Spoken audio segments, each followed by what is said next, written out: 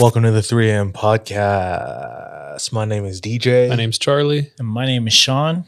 And the next time you hear us after this episode, it will be October. Hey, yo. Spooky season. So get ready, get peppered. How have you guys been? Oh, not too bad. Stressed. Why are you stressed, dude? He's got a show coming up. That's true. Yeah, well, by the time this comes out, it'll be all done. Yeah, so all of you have been there. You screwed me. Me? Yeah. Why? You gave me a terrible dream.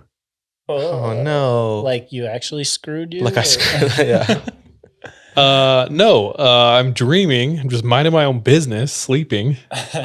And all of a sudden, the whole theme of my dream turns into Baja Boys.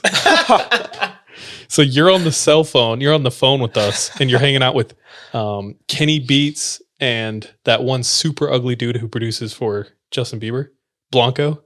Oh, Benny Blanco. So you're on the phone, you're hanging out with them, and you guys are FaceTiming us, and you're like teasing us. And me, Jordan, and this random kid from my childhood are like in my childhood kitchen, and you guys are like trying to get us to take off our clothes and dance to Darude. And Jordan's like, okay, and starts just taking his clothes off, and I'm like, what's going That's on? accurate. That's accurate. So, dude, the most insidious of demons, Baja Boys. It's worse than night terrors. Dude, that's not a nightmare. Dude. That sounds like the most blissful dream. Did I say on pod my other dream where I had a dream I was cleaning a toilet and it took 30 minutes of real you did chores in your dream. I was so pissed, dude. Because, like, I don't know. Usually my dreams are fun. Yeah. And then you just got me doing Baja Boys with children. And Bro, somebody just hit us up today saying that they were listening to Baja Boys. Baja Men, dude. Baja Men and Eiffel 65 like all week or something Dude, like that dude was having a Baja blast. Yeah. Dude, I was like, okay, that's a vibe to be going to. That's freaking awesome. Speaking of dreams. Speaking of dreams, quantum computing's weird. I don't understand it. But what I can tell you is it boils down to the fact that things behave differently when they're being monitored. Yes. So Okay. that's what quantum theory boils down to, right? So if you're like looking at an atom, or a proton, electron, it will behave differently. And then when you look away, it does its else. own thing. Yeah. Yeah, exactly. So even the act of observing affects it. Yes. So some Swedish scientist or team, or I don't even know if they're Swedish, had their computer create this synthetic crystal, and they're calling it the time crystal. Dude, all of this is just Indiana Jones. This is anime you're watching? Or No, this is IRL. Oh, gosh. They made a time crystal, and it powers quantum computers. So quantum computers constantly... They require a lot of energy. Exactly. And they're getting better. Like the more problems they solve, it's just that much better at solving those problems in the future. So they like exponentially improve. Exactly. Exactly. It's self-learning. So with these quantum computers and quantum theory combined, things that they're able to compute aren't as efficient because of the quantum theory, because it's being observed, it's being worked on at the moment. But these So time it's like behaving crystals, differently. exactly. So the data that it's working on to compute at the time behaves differently, and it's exponentially harder for them to do it. But the time crystals allow it to work like proactively and retroactively. It's strange, dude. Oh my gosh. I don't get it. No. I like botched this super hard. So I went down this wormhole of just... This is all off of an article you saw, right? Yes. Okay. I went down this wormhole of just modern day technology and how far ahead we are, but how far we are from being ahead too. So have you seen the new Tesla robot? Yeah. Yes. I It's saw the odd. fake ass intro that they did with like someone in a with morph suit. somebody inside a morph suit. Elon's awkward ass was like, wow, that wasn't a real robot. It's like, yeah, no one was fooled by that. He's so odd, dude. Yeah. Marquez Brownlee was talking about how he doesn't think that that's going to be an actual thing, because Elon's like, next year, because Tesla is notorious for like making these promises and not fulfilling them. Tunnels under LA. Yeah. But they do all these other things too, you know. I think it's just like us, where we talk a lot and like a few of the things we talk about actually get done. But yeah, he's like, oh, prototype robot is supposed to be like hitting the market next year. It's like, no way, dude. Because this robot is supposed to be doing, you've seen it. Yeah. It looks like an actual human, you know. It's a very iRobot. It's very iRobot. But it's supposed to do simple, repetitive, boring tasks. They said that over and over and over. So like 80% of the working class is like, fuck, dude. I don't know, dude. There's so many simple things that would take like millions of connections for like robots to replicate, you know. He compared it to like if you're working in a factory, something goes awry with like the wiring and it's like flying in the air, like grabbing the wire at the right time with the what it was connected to and like putting it together, like maybe it grabs something else or it attaches it to something else. It's like for humans, like we look at it, grab it, boom, done. Whereas like they'll spend billions and billions of dollars on this robot to try to do that, and it doesn't do it as well, doesn't do it as efficiently. So there's just things that humans are better at now. But Marquez Brownlee was talking about when developing robots that we shouldn't create it after humans. And then like he's like, if you want your robot to vacuum your house, don't build a robot that looks like a human and then like grabs the vacuum and moves it back and forth, pulls the wire, plugs it in somewhere else because the wire isn't long enough. It's like you just make a robot that vacuums. That's the same thing I thought was like, that is not an efficient design. Exactly. That seems so dumb. Yeah. Like so much power to even like balance it. Mm-hmm. So I was like, yeah. Yeah. He was also talking about how he thinks that humans are behind, like in the way the world works. Like we're still trying to adapt to survive. There are things that exist already that do it well on its own. So that's what we should pattern it after. It's a biomimicry. Have you seen that? Mm-mm. Biomimicry is the study of making modern things work the way Like nature like the already old does it so nature well. already does it. Yeah. Oh. So like the bullet train was modeled after all of what's up? Do you know what scene comes to my head? What? It's like We Were Friends or some shit. Zac Efron, when he's With like his trying to come up DeeJay? with a new beat. He's like, what should it be? And then he hears like a bird outside. Yeah.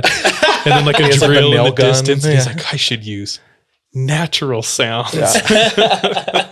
Like that's what I imagine. Some dumbass scientist. What's the line between that and then actually making like the bullet train modeled after like birds to make it go faster, to make it quieter? And There is no line. Yeah. No, it's the same thing. It's the same. it's the exact same thing. Same pursuit. Zac Efron, the great innovator of our age. If you don't know what we're talking about, he was in a movie where he's a DJ and it is insanely like self-masturbatory. What's the word? It's Yeah. like just like it's like so dumb. It's the dumbest thing in the world. They're trying to make it so profound and like meaningful. It's like, dude, eat Bro, a that dick. was probably like inspirational to a generation of DJs. Yeah, it came out when we were in the throes of our DJ career, which, by the way, at this point, everyone has had a DJ career, and it's kind of like a douchey thing to say. It really is. It's the new guitar. I think we've talked about that. The news, yeah, or like, oh, I'm a photographer. It's like, are you? Are you I really? got my iPhone. Yeah. You started your photography account and Yeah. then abandoned it a few months later because it wasn't taken off. Or it was stolen. Or a stolen, like Sean's. Sean got far though. Yeah, further than anyone we know. Yeah. By the way, this is Charlie. I'm the Asian one. This is DeeJay, the brown one. This is Sean, the white one. I only say that is because we met someone recently who were like, No, multiple people have told us. we can't tell the difference between you, or we have you all mixed up. So I just felt the There need to you say have that. it. Yeah. I'm sorry, I didn't want to you be mixed guys up got with your mixed thoughts. up with Yeah, me. yeah. Pissed me off. Maybe you'd get recognized in public, then, dude. Is there a time that sticks out for any of you where your parents or an authoritative figure walked in on something that you shouldn't have been doing or watching or listening to? Not that I can think of. I'd have to really think. I was pretty blatant actually with like listening to music or whatever with my parents. I'd be like, yo, what do you think of this song? And I'll put on like Just I can't tell you what it feels the like. cringiest song. Steel knife in my windpipe. Oh, I heard that song. I heard that song recently, and I was like, "This is trash." Eminem is funny to me. He is constantly put up as one of the best rappers of all time. I don't know if I agree. Because it's like That's a whole can of worms. Of it discussion. is a whole can of worms. Yeah, I'm happy to have it, and it is one man's opinion. Yeah, it's like lyrically, yes, he was able to tell stories very vividly, and he could do a lot of multisyllabic, which is like if that's your daisy chain, all these rhymes and whatnot. But then he also has stuff like that's why they call it window pane. You know, so it's like or freaking my salsa, my salsa. You know what I mean? I don't know. Have you guys ever shit your pants? yeah, No. a couple times. Tell me. Oh shit. I share about one on the pod. Refresh my memory. Well, we've all shared our pants a couple times. I didn't Not a don't even actually. ask. It was as Like I was getting in- to the rest stop bathroom. Okay, And- wait. Refresh me on yours because I forgot. I talked about going to the temple during a wedding. Oh, What happened? I I seriously. like leaned over to try to fart, and I was confident it was an airy one, and it was with a little until bit it of wasn't. yeah, with a little bit of solid, but there was no sound. Like I got away with it. And So you think all your homies just did you a solid? what do you mean? They were just like, No, dude. I promise you. it stayed in the confines of your cheeks. No, I yeah. See, that's I said. I remember that. Does that click now? Yeah. 98% of the time, my farts don't stink, and I have no body odor. And I've smelt you before. you So smell that my must have farts? been no BO. The BO, Yeah. it's one of the few times. Whoa. Every Who tells you this? Because if it's you, every girl I've you're just dated used to has it. told me this. I thought it, but I'm like, obviously, I'm oblivious to things about myself I'm all gonna the start time. sniffing your ass. You know, yeah. Yeah. But all the girls I've dated have told me that you don't have body odor. Your farts don't stink. Once in a while they do. Once in a while they do. But like 99% of the time they don't. My mind is blown. Yeah. It comes at the sacrifice of a small penis. Dude, I don't know. That's a good trait. Who was the most dangerous person you met and or most dangerous kid or person you knew in high school? Dangerous person? Yeah. Do you have somebody for this? There was a girl named Lanisha in high school. She was like 6'4". She was on the basketball team. She would braid my sister's hair regularly, and she had a crush on me. And someone talked back to her at school, and she curb stomped her Oh, and frick. went to jail. But she had the hots for you, boy. Dude, to curb stomp somebody, though, the only time I ever even saw something recreated like that was American History X. Yes, And it's still just cringe city. Bro. 100%. The ceiling of violence in Hawaii isn't that high. Oh, okay. Yeah. There are like it's happened, but it doesn't happen as frequently, I feel like, as in other places. You know, Like for crime. like that height of violence. Like you guys just Exactly. punch, and then it's like, okay. With that said, the floor is a lot higher than most places.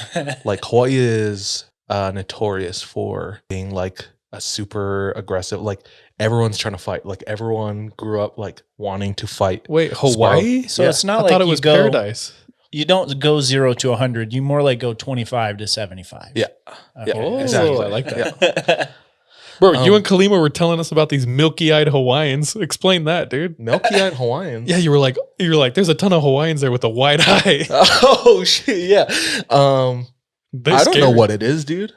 There was a Tongan dude who worked with my dad, and all the people who work with my dad are either Poly or Filipino. Fake Polly. Me. Poly or Filipino, and they're all super hard workers. Filipinos are, if you don't know any, they're equivalent to Mexicans. Like they're everywhere and they work super hard and they're very family oriented. And they all look the same because they share the same last names.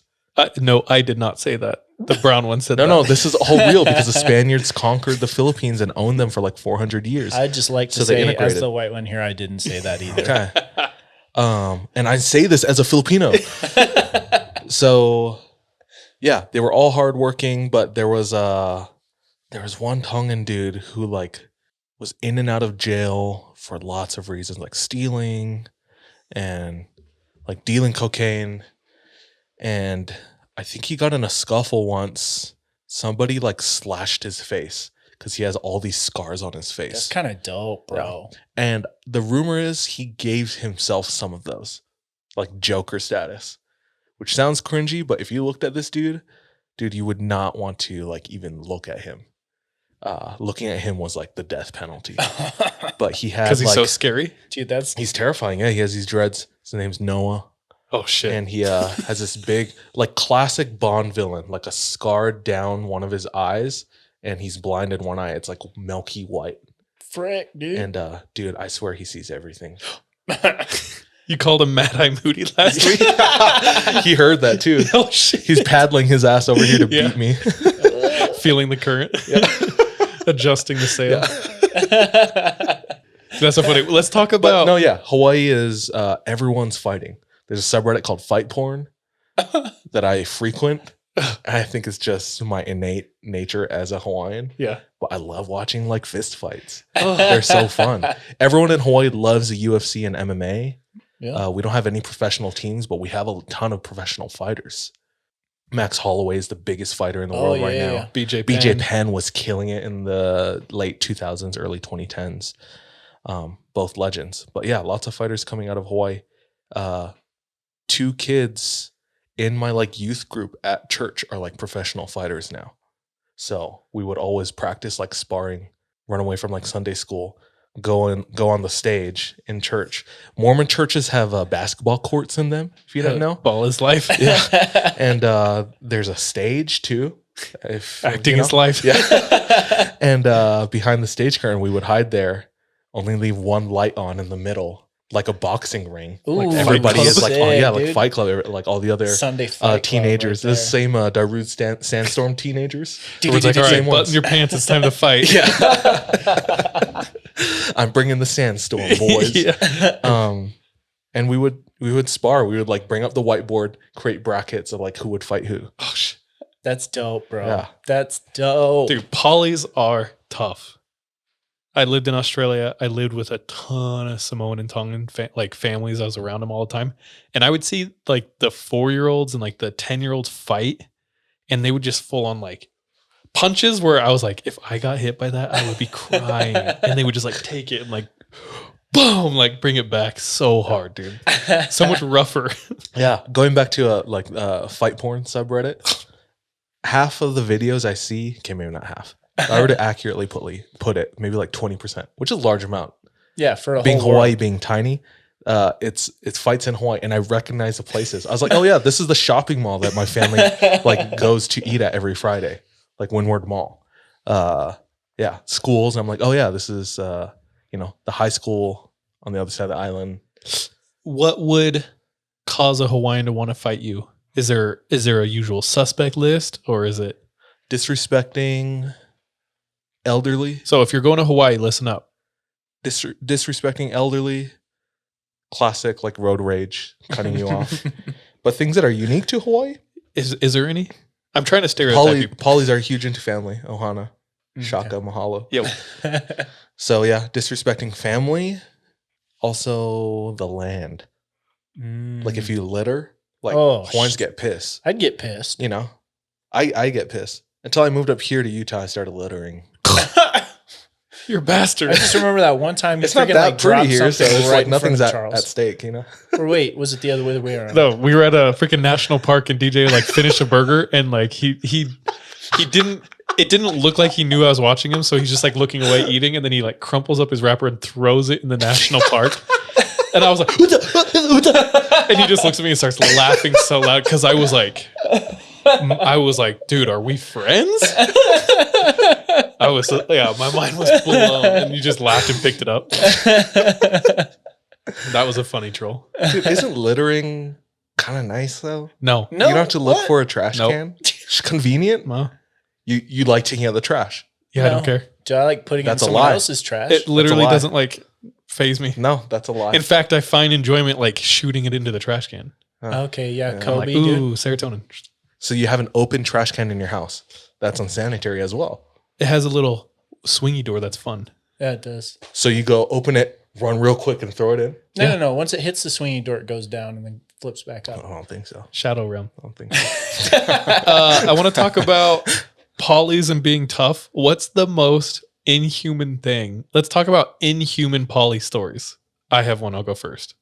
I think his name was Elder Tuifua, who he claimed he was like related to Tongan royalty, which I feel like 90% of Tongans from I was Tonga gonna say. claim. Oh, related to the king. You're like, okay, so is everyone. Fool. Yeah, Uncle Dwayne Johnson. He found a cane toad, and cane toads are poisonous. If you eat the glands right here on the back of a cane toad in Australia, you will die. Who the hell is going around eating the glands on the back of a frickin' toad? Very few people, because they quickly realized you would die. One, he ate a whole thing of Vegemite, Ugh, spoonfuls of Vegemite, and he's like, that's hard, bro. And he had the highest voice. He played He on was like Majin Buu. he was Majin Buu from Dragon Ball Z. Go look it up, dude.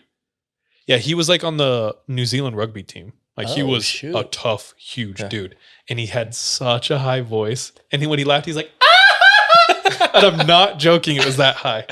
But yeah, spoon in a Vegemite thing, and he just ate spoonfuls of it. And if you've ever tasted Vegemite, you need like the essence of Vegemite to taste it. Yeah. And he ate spoonfuls. He Just- caught a cane toad, boiled it, and ate it. And everyone's Oh. like, "Is he okay?" And he's like, "Yeah, it's good." He's like, "It's fine." The game toad is Yeah. good. Bro, the hardest thing I ever saw though is this kid named Hikila. We were in the MTC together, and A real life silverback gorilla. he was a real life silverback gorilla. Bro, he had dinner plates on his chest. He's just huge dude. And we went down to like the place where we like vending machines and stuff. And he gets this hot pocket, and it's in the cold vending machine, so it's frozen. And then he goes around to the kitchen where he's going to cook his hot pocket. And there's a line of like 40 people out the kitchen waiting to use this little microwave because everyone's hungry. And he's like, goes back up to the room and just starts eating his frozen hot pocket. And I was like, damn, bro, this is the hardest thing I've Like, seen. you're a psychopath. It's the only time a hot pocket didn't scorch the inside of a mouth. One of our young men leader, when I was like 13, his name was Paolani, Tongan. You would shake his hand, and I kid you not, his hand would like go up to your forearm. Like it was so big. It would just like He reach was up the here. claw. Dude, you would just be like like in a catcher's mitt. That's what I remember of Paolani. His fingers were like Snickers bars. Anyway, he was like teaching a lesson. He was talking to us, and to him, this was like uplifting and spiritual. But he's like, when I served my mission, me and my companion, also a Tongan, and we walked by a high school, and there's like 50 kids on the high school football field. So they're walking by a football field at a high school. There's 50 kids on the field. And he said they all start like yelling and catcalling. And he looks to his companion and goes, ignore him. Elder, we need to be strong. Ignore him. So like, okay, so they keep walking. People are calling him names now, cursing at him.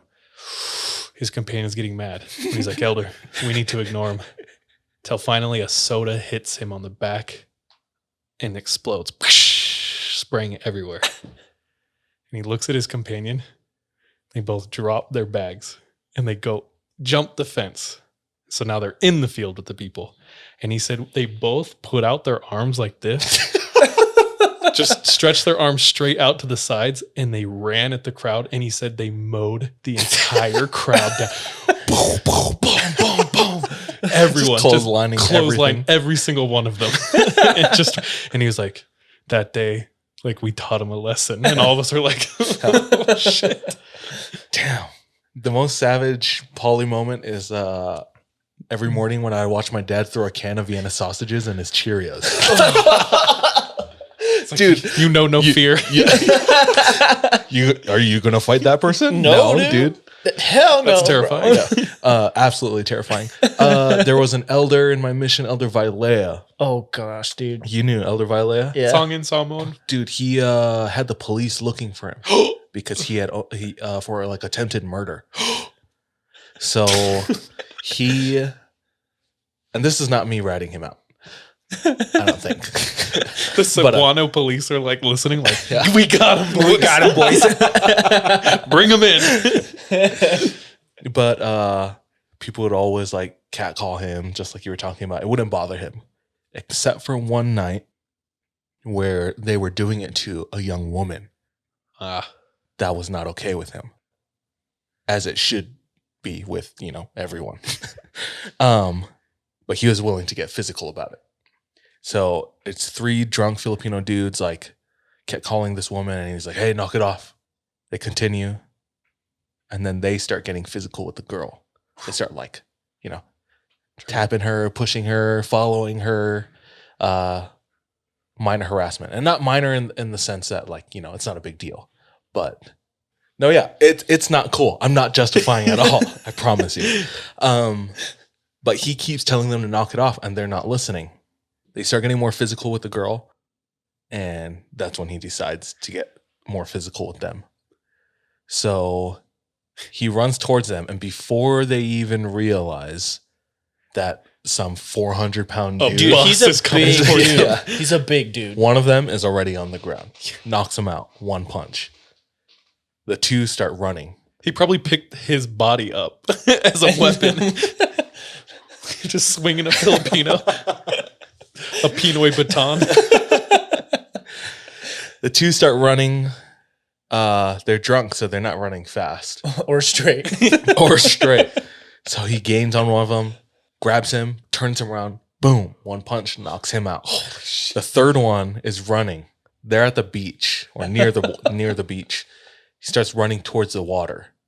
Not a Filipinos probably think Filipinos are great He's swimmers, probably a dude. Bajiao, Yeah, dude. could have been a Bajiao. And for the uninformed, Bajiaos literally have gills. They're like Filipinos from the northern watered tribe. Yeah, dude. They live in Bajiaos the like hold water. their breath for like half an hour, dude, and fish with their bare hands. But this dude is running towards the ocean, and Vailea catches up to him. And instead of knocking him out, he grabs his neck and he shoves it under the water and just holds it there, not even moving his body. His companion at the time, Elder Young from Utah, it's Brandon actually. It's his trainer. Whoa. Yeah. He's like, Elder, I don't think we're supposed to be doing this. He like grabs him from behind, uses his holy strength and pulls him back. He's like, no, God had Bro, his that back, has bro. to be the most impressive thing that Yeah, he's like, ever we done. can't kill people as he's pulling him back into the sand. We can't murder people. No killing, Elder. Apparently, during that same time period where they were companions, he had bought a fridge. Yeah. And he was like, Elder Young is telling Elder Vailea, "Why did you buy a fridge? We have a fridge." He's thinking, maybe, this guy eats a lot. Maybe we need more food is what it is. He's not answering. So he's just like holding this fridge above their head. They live on the 4th floor of the building. He's just walking up the stairs with this fridge above his head. And he grabs a rope, ties it around the fridge, hangs it from the ceiling. This dude uses his fridge as a punching bag to exercise every morning. He's like, there's no punching bag in the Philippines. They use a fridge. Bro, Icebox. Polly's straight up be like brown Batman. Like vigilante Brown Batman? vigilante justice. Oh, yeah. They like see someone robbing a lady and they're like, I'll Yes. take care of this. Yeah. Where is she? Holy crap. Where Dude, is her? sorry, I don't know what you're saying. I don't get it. That's not correct grammar. Don't tell me. Dude, I knew a Tongan dude. His last name was Tupou, and that's a big family. It's a big family, Tupou. Everybody knows a Tupou in Polynesia. His dad was a mechanic. I think that's the king's last name too. It is. I just didn't want to say it because we literally just talked about how everyone is related. So I think he legit was related to the king. His dad, huge guy, but his son, the kid I knew, he's like 20. He was gigantic, and his grill looked like he tried to eat rocks as a kid. Anyway, don't beat me up if you hear this.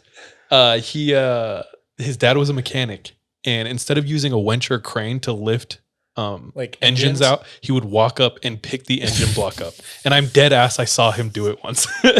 And so like, you know, you can deadlift a lot of weight, but it's like almost right under your body. He would like reach over, pick it up out of the car and like move it. And his dad would like do something and then he'd like put it back down. It's cheaper. He's so big. I talked about it on a previous episode, but there was a level 5 cyclone when I was in Australia. And so we did a lot of like work, manual labor, cleaning houses, rebuilding houses, clearing houses, stuff like that. Elder Tuifua, the kid who ate the king toad, his companion was named Elder Lester.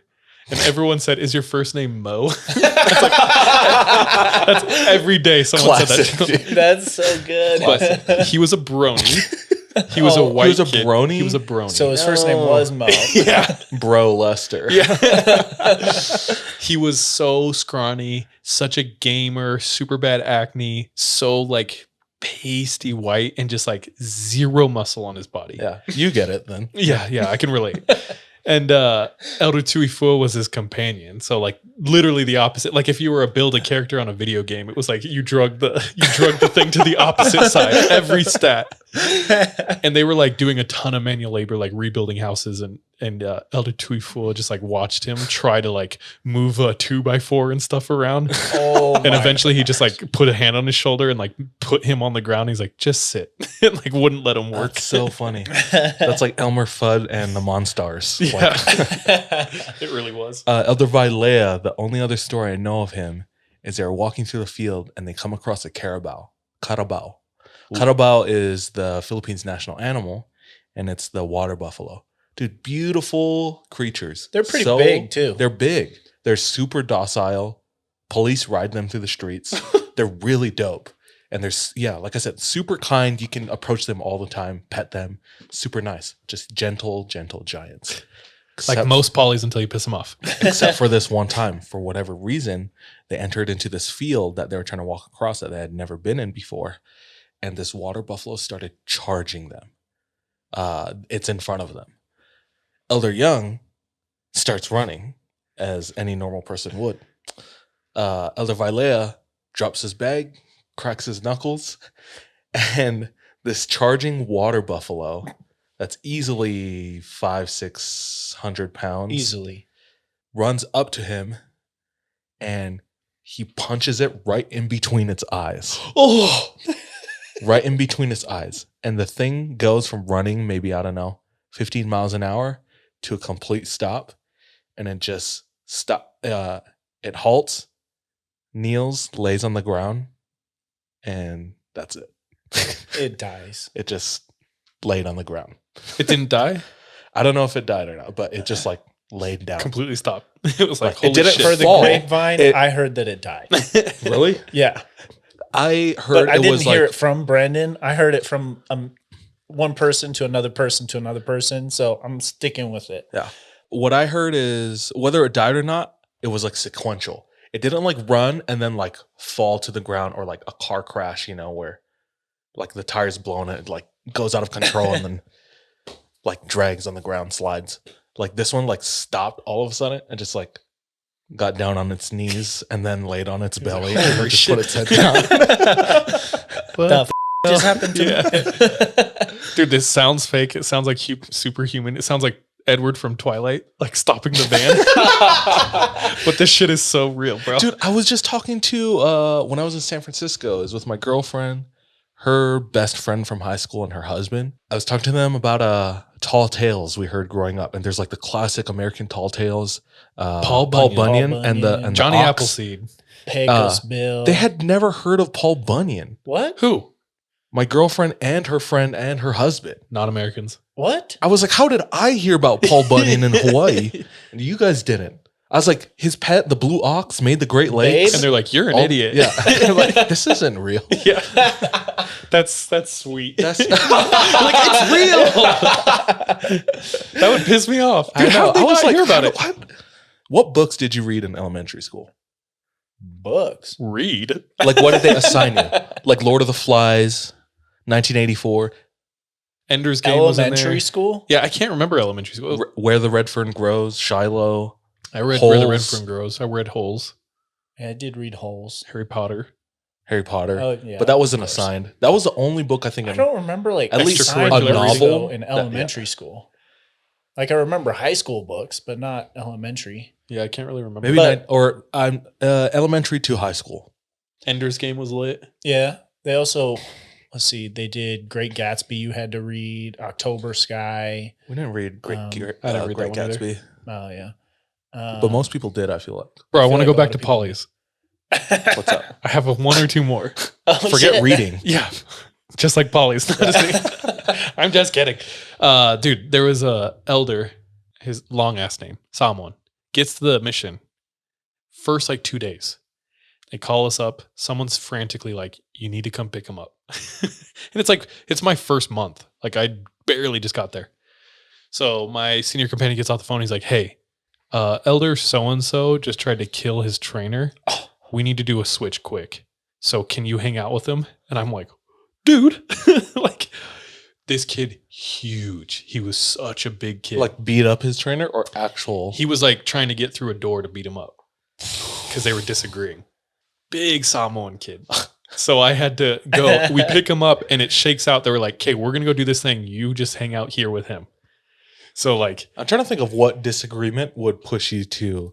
I want think to it murder was someone. trivial, but I heard his trainer was a kind of an ass, like just really dismissive of him. Yeah. Like, you don't know, I'm the trainer, stuff like that. Huh. So we pick him up. He comes in and he just sits on the floor.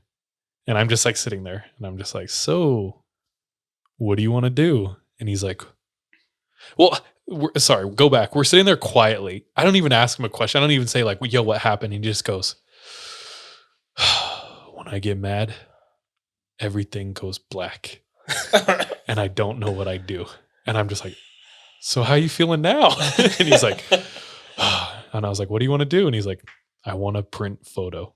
So we go and print photos. Like from pictures you've taken? Yeah. Yeah. We go to Office Depot and just print a ton of photos. And he's just like, this is a good photo. And I was like, hey, what do you want to do now? He's like, I'm hungry. So I was like, let's go straight to KFC.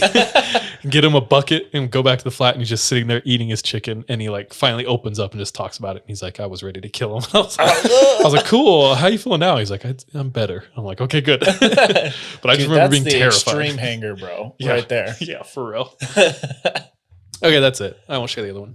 One time I had to pick up Elder Mafi because he tried to throw a knife at his companion. And the guy, an Asian kid who was like terrified, closed the door and the knife like went through the door, like halfway through the door. And he was like, called us. He's like, he's trying to kill me. Damn. Yeah. Really Shelley Duvall right there. Yeah. I don't want to incriminate anybody, but you know this person. I was companions with them, and there were 4 of us living in an apartment. And my companion, this guy from Hawaii, Mm. and We this swam little, with him at Yeah. this Makapu'u. little Filipino kid got into an argument because the Filipino was like, you broke my headphones. And he's like, you shouldn't even be having headphones. They got in this argument. And I like walk out of the bathroom with like a towel on. And they're yelling at each other like, what's going on? So I like step in between them. And I was like, to my companion, get out. And so I pushed him out of the room, closed the door, and turned around to talk to the other guy as a fist came through the door. I was like, he's big mad right now. And I looked at the guy. I was like, that could have been your head, bro. So calm down. So tell me what's going on. That's like the Ringer. Bro. You remember the Ringer? Vaguely. When he's confessing his sins and like the priest like punches him through the screen. That's funny. If you don't know, Johnny Knoxville pretends to be someone with mentally challenged Down syndrome to be in the Special Olympics. Yeah. Yeah, to try to get gold, but also there was like a girl, some hot girl running it. Okay. And they've got ice cream. I don't know. Yeah. Vaguely remember that. Movies of the 2000s. We were just my girlfriend had never seen Super bad. Tropic Thunder. Ooh, that is a good Definitely one. one you couldn't make. Dude, yeah. there's like a hard, like 2010 is like the Great Wall of like everything political. Yeah. Like nothing gets past 2010. Dude, we even like we had a dance party recently and you downloaded the wrong version of Let's Get It Started you got by the Black Eyed Peas, which don't cancel me. It goes, let's get retarded. Yeah. And it says that over and over. And DJ throws it on and all of a sudden everyone's like dancing and everyone's like, This is just not how especially I some of remember. the younger kids there, they were Yeah, like, what it's is like, this? What's this hate speech against mentally challenged Yeah, people? dude. It was like I got to see the Mandela effect in real time. Like, no, you forgot this Yeah. existed. This used to go off. No, but yeah, the Great Wall of like, dude, I kind of feel like it's a pendulum. It was over here in 2010 with like Superbad and all this crazy stuff. And then it swung really far where like there's nothing funny anymore because everyone's afraid of getting canceled. And eventually it will just swing back and like we'll be able to be crazy again. Okay. Hopefully. Yeah. Look forward to that day. Tropic Thunder could not make it. Could not make it today. Simple Jack, Blackface. There's so much comedy. There's so many comedians who do stand up. If it's not offensive, I'm not interested. Yeah, me too. So much of my comedy comes from saying the things you're not supposed to say. Yeah. Like me and my siblings would legit play a game where it's like say the most inappropriate thing in sacrament and you try to get the whole bench to laugh. So like my older sister Brittany, she's like the queen, dude. My dad would be getting so effing pissed. Like, shut up, you kid. Like, but it's sacrament. It's in the middle of church, so you have to be like as indiscreet as possible. So he'd be like, shut or like, yes, yeah, you shut the up, you little shut up. No, but they'd just be like, shut up. Like, be quiet. You know, try to convey like I will physically hurt you if it wasn't for the bishop looking down. Anyway, so he'd be doing that, and we'd all be like, "Oh shit," scared. And then Brittany would just say one thing, and she'd crack even my dad. He'd start laughing. So our whole bench is like sitting there like this, like, and yeah, everyone in the ward just looking at my family dude. like, Yeah. sinners. Yeah. But Really? that's my comedy is like say, and I get it from my grandpa. He used to say like mad, perverted, racist stuff. And so I'm making excuses. Yeah. So I have to. It's in me genetically. That justification, bro. Yeah. No, but I love pushing the limit and I love inappropriate humor. It's so funny to me. And it's also super impressive to me. When you see a comedian do it well, you're like, wow, that's an art. Yeah. They'll take like an idea like, you know, feminism is dumb. You know, like that everyone would be against, but they like the art of like trying to make you like agree with that a bit. Exactly. It's such a funny thing because to do. it's like, Yeah. no, Like you know, Andrew Scholl's whole bit about how like, what's it called? Like serial killers and Ted Bundy killing people and like killing women and like, do you think they kind of deserve? You know what I mean? He says like something so bad, you're like, whoa! But then like he funnily like tries to make his point. You know? I Yeah. don't know. No, exactly. Yeah. He talks about like he even starts off his bit by saying, let me tell you how little I care about animal rights. Yeah. You know, something where Sounds like, you know, everyone's all about like, you know, Yeah. being nice to animals. Yeah. Right. You know? But yeah, that's how he starts it off. And then he ends it by saying like, this morning I decimated 2 generations of chickens. I had a chicken omelet. You know? I ate the mother and the child. That's funny. But yeah. Comedy. So that's what we're kind of attempting here. Just kidding. If you didn't laugh at all of our jokes, then No, like I We're listen to a sorry. ton of podcasts and a lot of them say like you need to label yourself a comedy podcast so that if you ever say anything crazy, you just say, "Hey, we were trying to be funny." So we are a Scary Stories comedy podcast, just to let you know. Yeah. And with Yeah. that, Scary There's- Stories. So what? What did you want to say? Microaggressions is a big topic, big trigger word. Microaggressions. I mean, yeah. I think a lot of people label aggressions and microaggressions incorrectly all the time. Not everything is Okay, supposed to be real quick evasive. though, microaggressions. What is that? It's like something I would do unintentionally that would like is super offensive to you. Just because or affect you indirectly. So unintentionally. an example is like a man holding the door open for a woman because he thinks she's incapable. It would be labeled as a microaggression. Or asking like, what ethnicity are you? is a microaggression. Oh. Or there's like a million. So it's like you're not overtly being like, you racist word, you know? You're just Yeah. microaggressing. You're just them. saying things that are like offensive to some people who have weak bloodlines. I'm just kidding. Is there any microaggressions that affect you guys where people aren't being overtly? When someone calls me bud or champ, I want to get stabby. I get so pissed, dude. And I always reply with like, no worries, sport. Like I say something just as equally demeaning back to him. So that's my pettiness. And how about you guys? Bro, I feel like there's just so many I have to lean into them. The red one, being homeschooled, it's just I can't get offended. That's strength, though. That's strength. I don't have any, but Your point with microaggressions. I don't know. I'm changing topics right now. So I realize we live in Utah, Mm-hmm. but I think I was in like absolutely the heart of what Utah is personified as yesterday. So my brother started high school. He's a freshman, Mm-hmm. and he's playing football. So I went to his first football game yesterday. Hell yeah, brother. Dude, it's just odd being in like redneck land. Like the dude sitting next to me had a shirt. He had a huge beard. He looked like he was from Duck Dynasty. And his shirt said, lions, not sheep.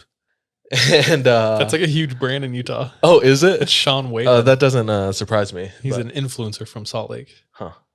Republicans have influencers. Uh-huh. It's just funny. Yeah. Well, Anyway, There's a whole meme that is like Republicans can't meme. Have you seen that? But anyway, I swear there's got to be something funny in that. just like Sitting at the football game, this kid who was like 15 at the front was like, so my brother's high school has, it's not JV and varsity. It's freshman team, sophomore team, and then varsity. So he's on the freshman team. And there was like 40% of the stadium filled for that, whoa. for the freshmen. So I was like, I can't imagine what the varsity is like, you know? This whole stadium's packed. But yeah, it was just, I don't know. I always think high school, like being like up in arms about high school sports is strange to me. Mm-hmm. Which is funny 'cause, like, up in arms, you mean like people are very passionate. They're like, okay. Yeah, exactly. There's But people who are it's- like diehard high school sportsers. Yeah.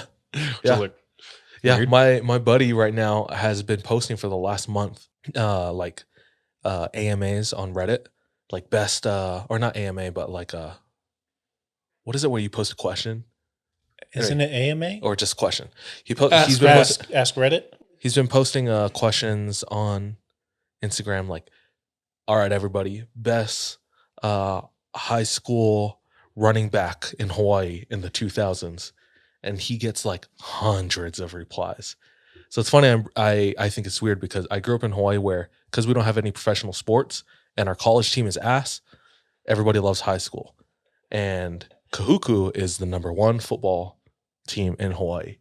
And they've been on like the top 50 high schools in the nation since like forever. Because as a high school, they recruit from all these circling back here. That's why we brought this up. They recruit from the islands, straight from the islands. What? They don't care about polys from Hawaii or from the mainland. Like, They y'all want, are too soft. they want the ones killing We need those toads water eating. buffaloes, eating toads, punching refrigerators Yeah. for fun. So, yeah, all the big poly football players in the NFL come from Kahuku. Shit. Bruh. It's scary. Why the hell are polys so big? I don't know. And I swear Tongans are the biggest. And it's biased because I'm Tongan. But Tongans are the only ones who weren't conquered. They still have a king. Like every other Polynesian country has the British flag on it. Or French. Yeah. Yeah. So Okay.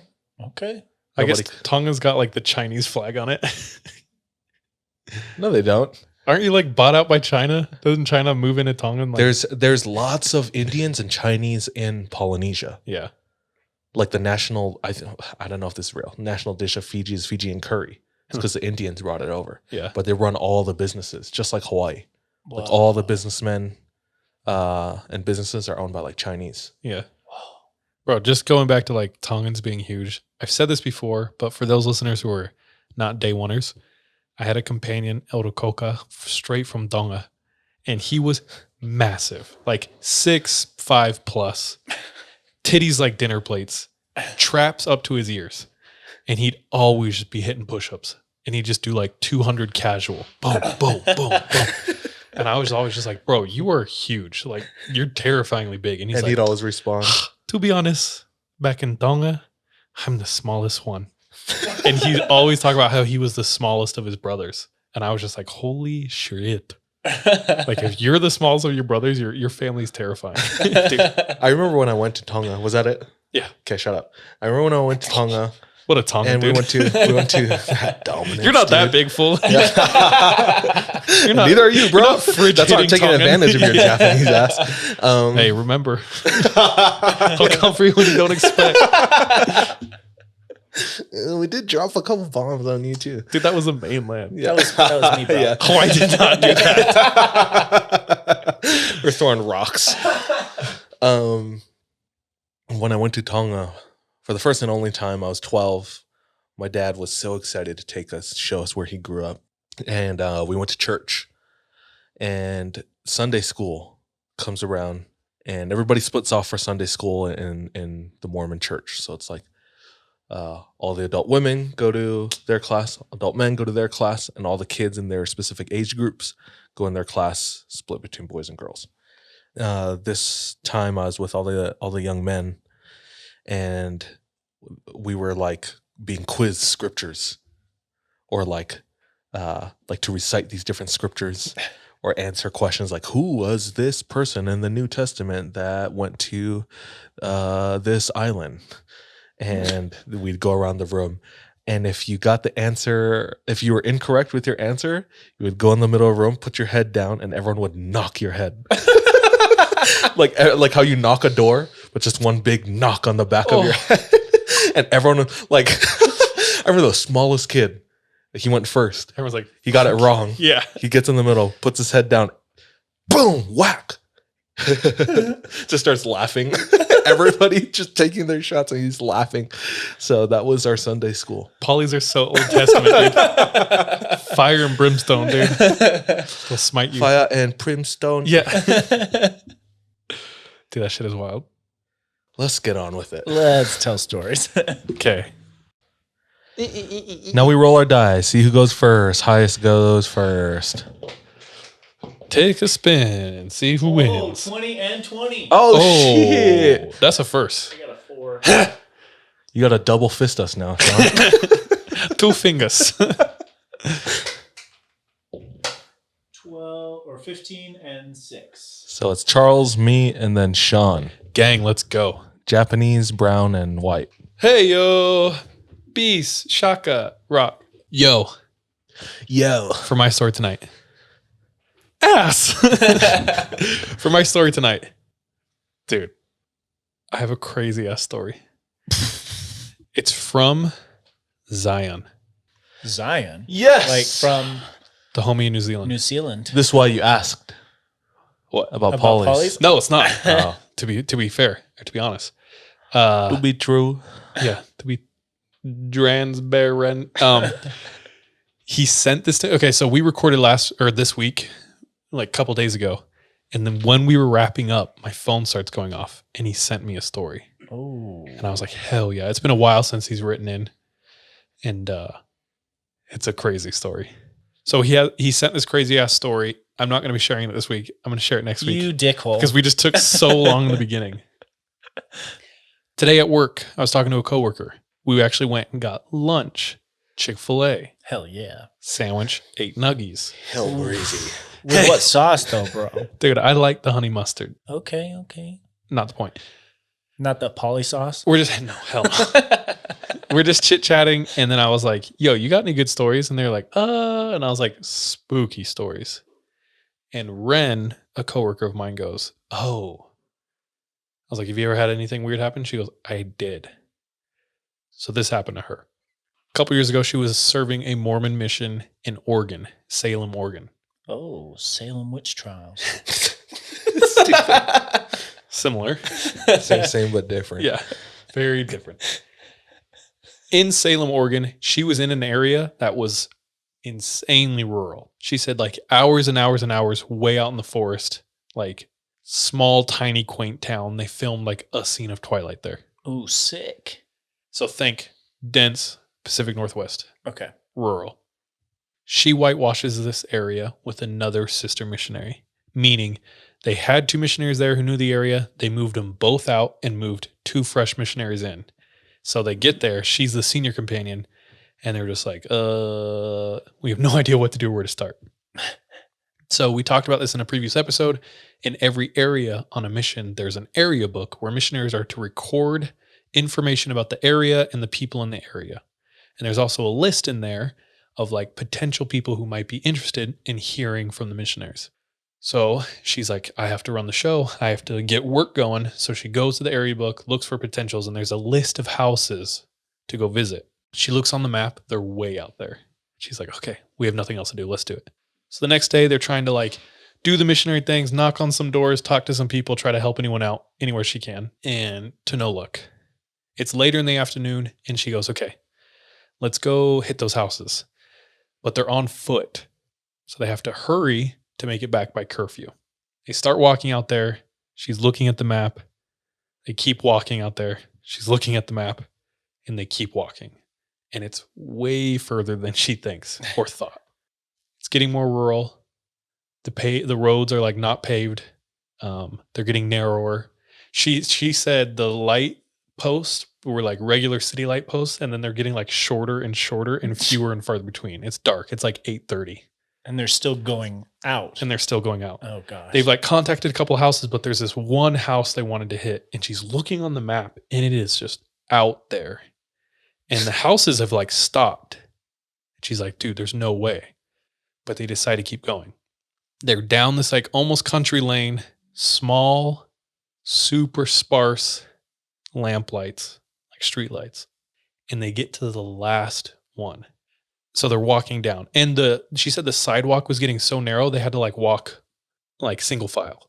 But They there was couldn't- still a sidewalk. Yeah, but it was like a path. Okay. So they're on one side.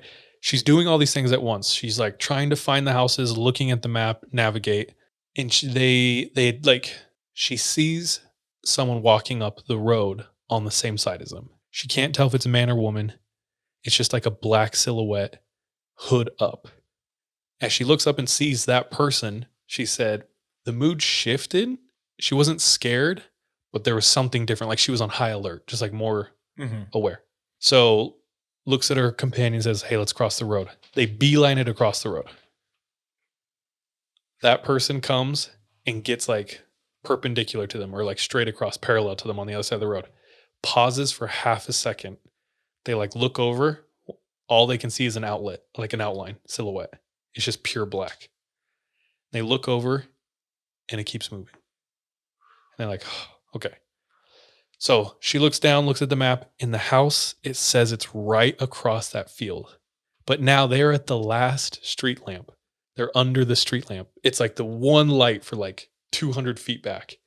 And they're looking, they see the faint outline of train tracks and then a black void of a field. And the thing says the house is across that field. And they're just staring, black void. And they're sitting there and she goes to her companion like, what do you think? Her companion's like, I don't. She said, Ren, my homie, she's like, I don't get scared in real life. I stay really calm. Even when things escalate, it like doesn't faze me. I just stay very calm. But my companion is way more jumpy, way more emotional. Not that. Not calm.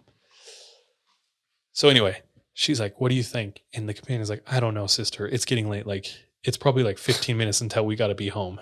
She's like, okay, well, let's just come back tomorrow. Okay. Smart. So she packs up the map, puts it like in her bag, and they both turn around. And that figure is still standing there.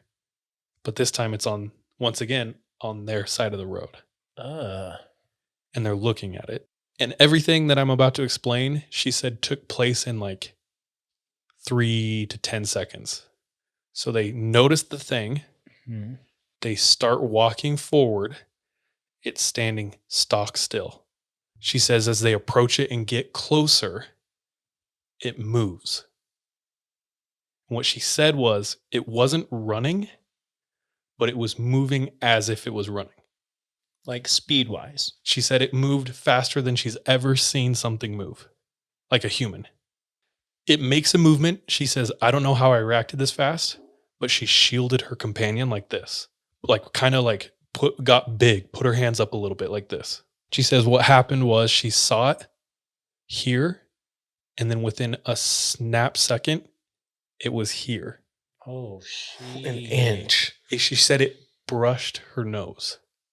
And then as it made contact with her nose, like the face was here, brushed her nose, and then it was behind them. She's like, I didn't see it move around us. All I know is that it was behind us. Her companion screams, top of her lungs. They turn around and see it. She looks at her companion. They look back. Gone. She said, I didn't see a face. She said, I didn't see any skin. I didn't see hands poking out of the black hood. I didn't see any face. And I was like, was it an empty hood? Like you could see the back of the hood, like the inside? And she's like, no, the only way to describe it is, have you ever been in a pitch black room and someone holds their hand in front of your face? And even though you can't see the hand, you can like feel it was there. She's like, that's what it looked like. Just like a void. She was like, I don't know what happened or how it happened. And it didn't freak her out. She was like very calm the whole time, but it freaked her companion out. And she's like, she was just telling me this like at lunch today. And she was like, I have no idea what it was. No idea. They just went home and I was like, did you guys go back the next day? And she's like, no, it freaked my companion out so bad. That would be Yeah.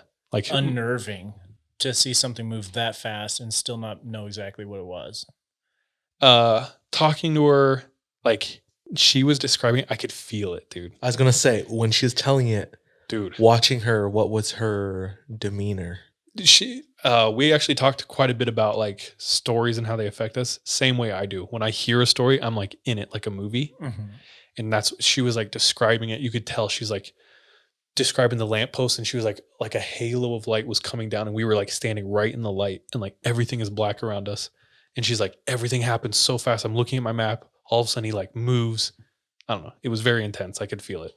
It was intense. I feel that too, man. She's a good storyteller.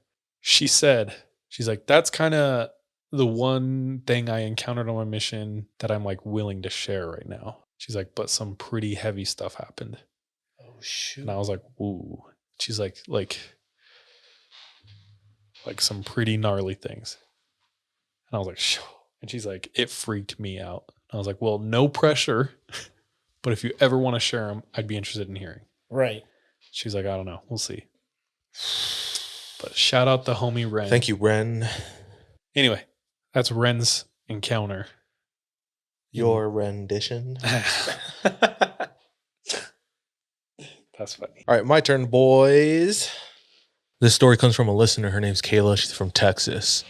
She's 22. This happened when she was 7 years old. So this was about 06, 07 when this happened.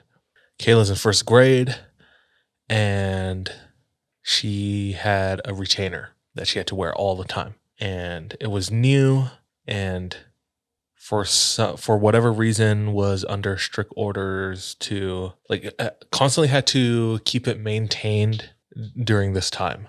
So one of the things she would have to do routinely would be to brush her teeth. She had to go see the school nurse.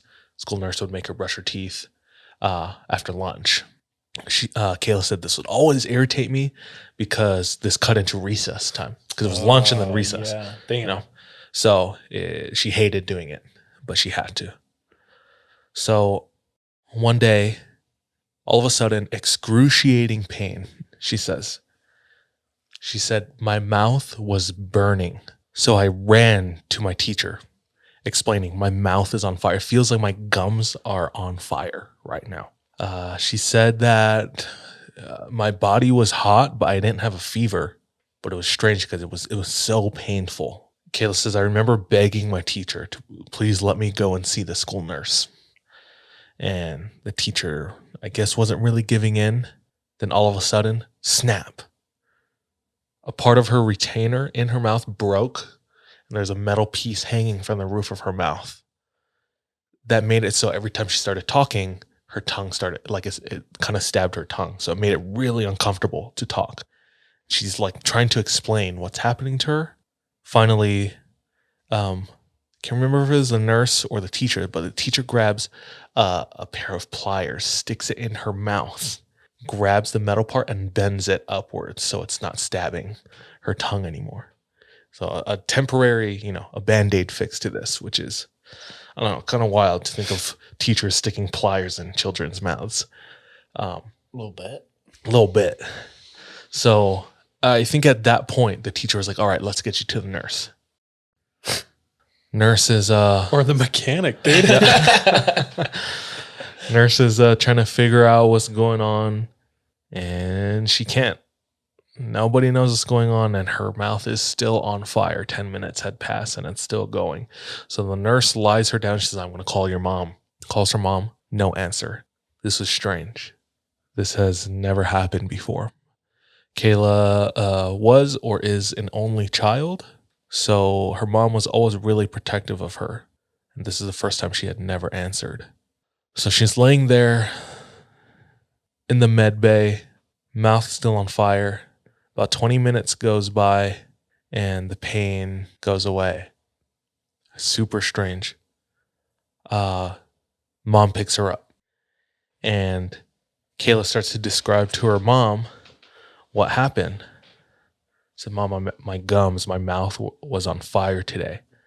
I mean, we just got this retainer. It's brand new. It shouldn't be breaking the way it did. But even before it broke, like my mouth was on fire. And the nurse and teacher looked at it and there was like nothing wrong before, the retainer broke. So it's just one weird thing after another that was related. The whole time she's explaining this to her mom is staring at her and it's super unsettling. The mom doesn't respond and they drive the whole way home in silence. They get home a little later and Mom explains that Grandma's house caught on fire. And I don't think it was the whole house. It was just the attic. And she said it happened at this time. And it was the same time that Mom got the call, to come pick Kayla up from school.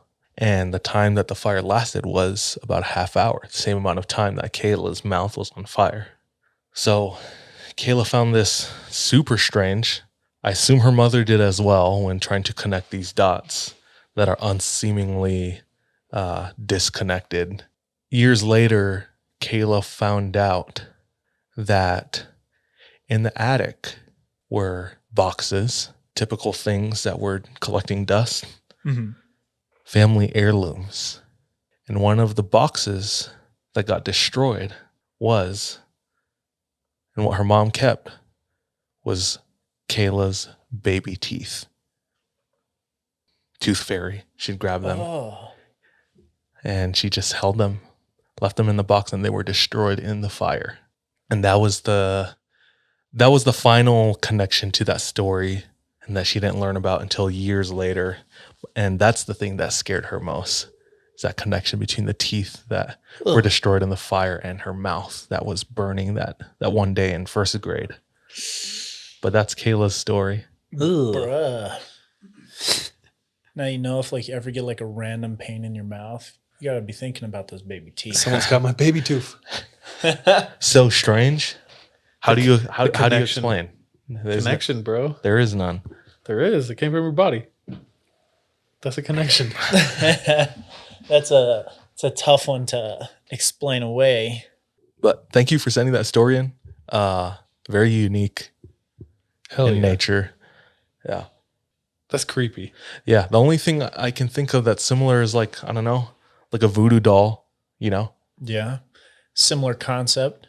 Yeah. Of burning like take a figure of that person, put it on the doll, control the person. Yeah. Yeah. Tons of folklore from around the world of voodoo and Keeping witchcraft, your, like fingernails and Yeah. like hair and stuff. hair, and even like your piss and shit, like properly disposing of all of that. Kind of reminds me of like phantom pains. So like if someone loses an arm or whatever, they will experience like the missing arm feels like it's clenched. Do you know what I mean? Ooh. And like one therapy or one treatment is you put a mirror right here and you put your hand down so it looks like in the mirror your other hand is like this, and you clench this hand and then you let it go. And a lot of people say like They feel the tension release. yeah. And the other. But that's what it kind of reminds like I don't know, like Yeah. the missing limb or appendage affecting you and like some hurting way. you. Yeah. And you're not even knowing that the missing like teeth were there until much, much later. Or it's like when your phone's in your pocket and it rings and you reach in. It's It's not there. Those phantom vibrations, Yeah, dude. bro. That happens all the time. I hate that. Baby teeth are foul, bro. Who's saving that? The true monster of this story is Kayla's mom. Just kidding. Just keeping them GD baby teeth, bro. Box of teeth. Ugh. Shout out Doesn't be no Kayla. for me, dog. That was a good one. Super Short unique. and sweet.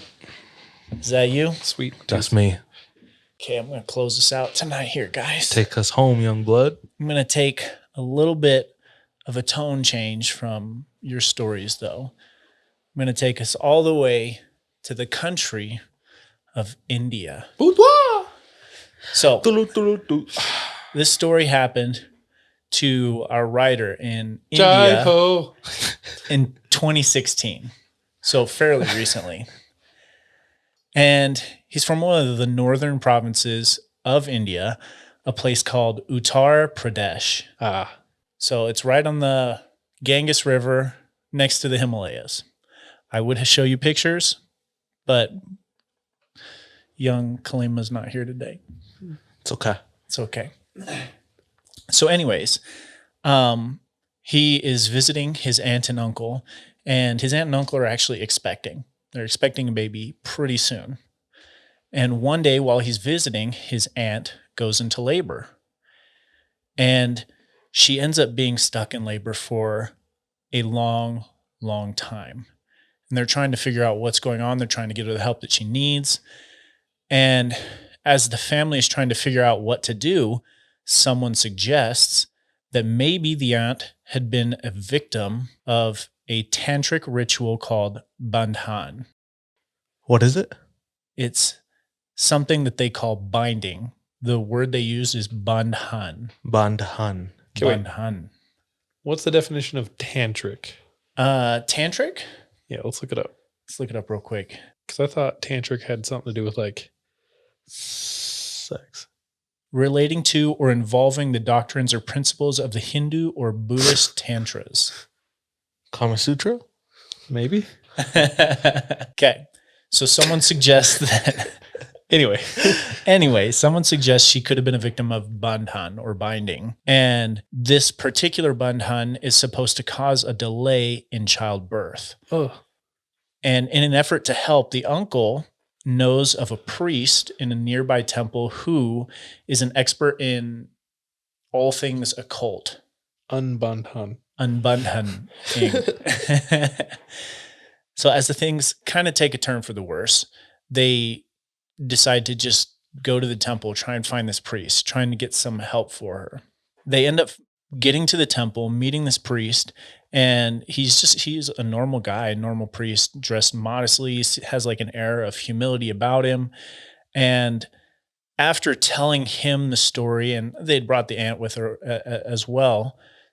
After Is she still in observation- birth? She's still going through this, as Oh far my as I know. gosh.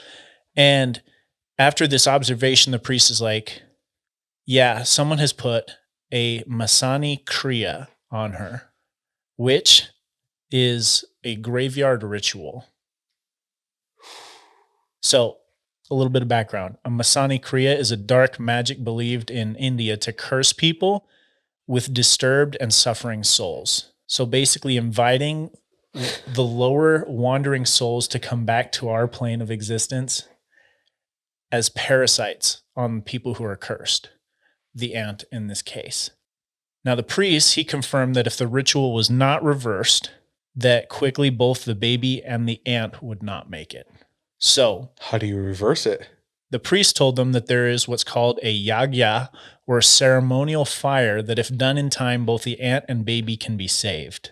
So the priest takes them outside to the banks of the Ganges, and there he sets up this little like location, you get your circle and everything to do this ceremonial fire. Okay. And he asks this, our writer and his uncle, to sit around the fire and, keeping general positive thoughts and throwing things into the fire when instructed for hours as this ritual goes on to reverse the Masani Kriya. So this process, it goes on for quite some time. And then as they're going through this ritual, this horrifying thing happens. They're sitting in the circle, throwing things into the fire as they're instructed. And all of a sudden, out of nowhere, these, what he described as subhuman beings, just appeared out of nowhere. Each was deformed. Subhuman? Subhuman is the word he used. They were deformed, stunted arms, legs, pus oozing from wounds on their bodies. And they surrounded them in this circle of this ceremonial fire. Now, the uncle, he described him as like kind of a no-nonsense kind of person, more of the skeptic in this situation. And after this whole scenario ended, after talking to his uncle said he thought that they were just like beggars coming around. I was gonna say, This is just the Mumbai. People from Mumbai. Move along. So he's about ready to Move it talk to slum him dogs. to get out of to leave. And the priest, as he's watching, notices the uncle's about ready to say something and signals to him and just goes, shh.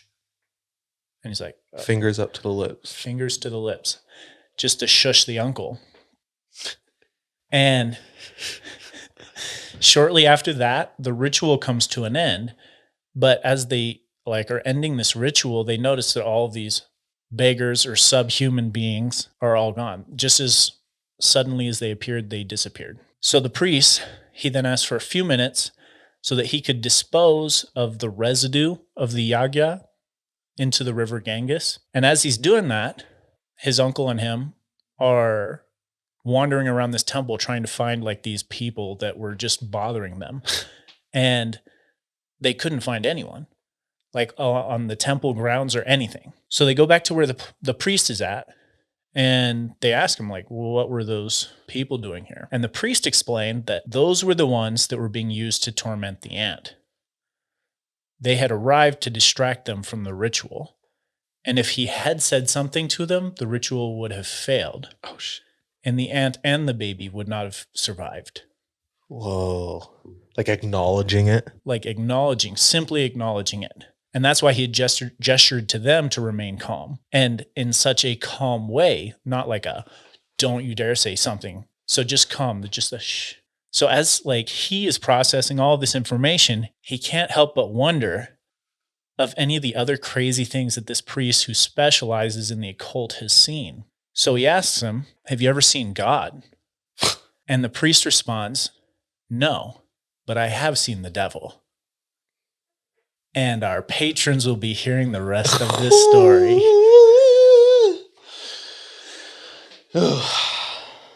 So our priest, he responds with no, but I have seen the devil.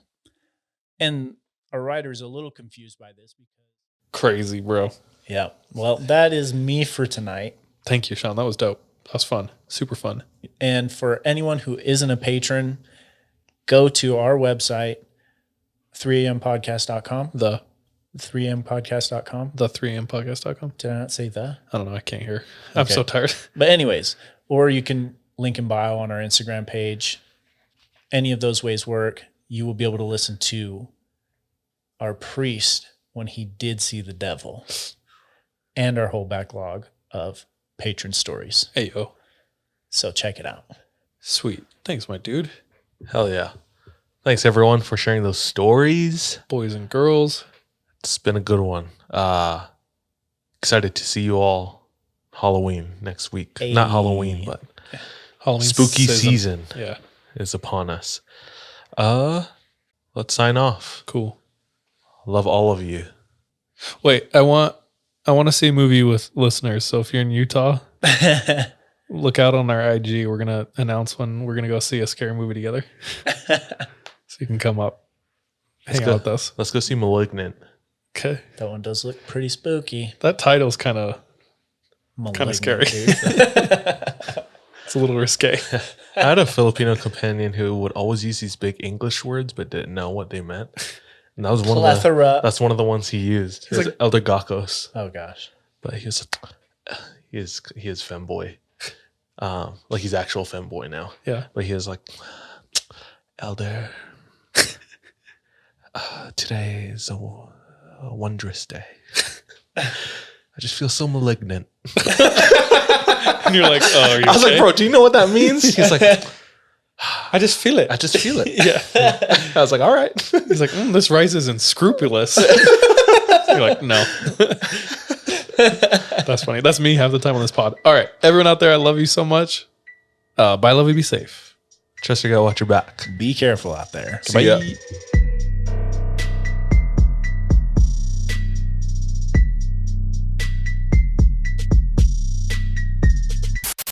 Hey, thank you so much for tuning into this episode of 3 a.m. If you want to support us, visit our Patreon where patrons have access to exclusive content. If you're not able to support us monetarily, don't worry. This episode is on us. You can still rate and review us on whatever platform you listen to us on. It really does go a long way.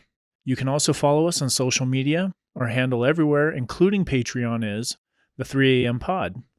Finally, do you have any scary stories? If so, submit them to our website, the3ampodcast.com. We love any audio or visual aids that can help bring your stories to life.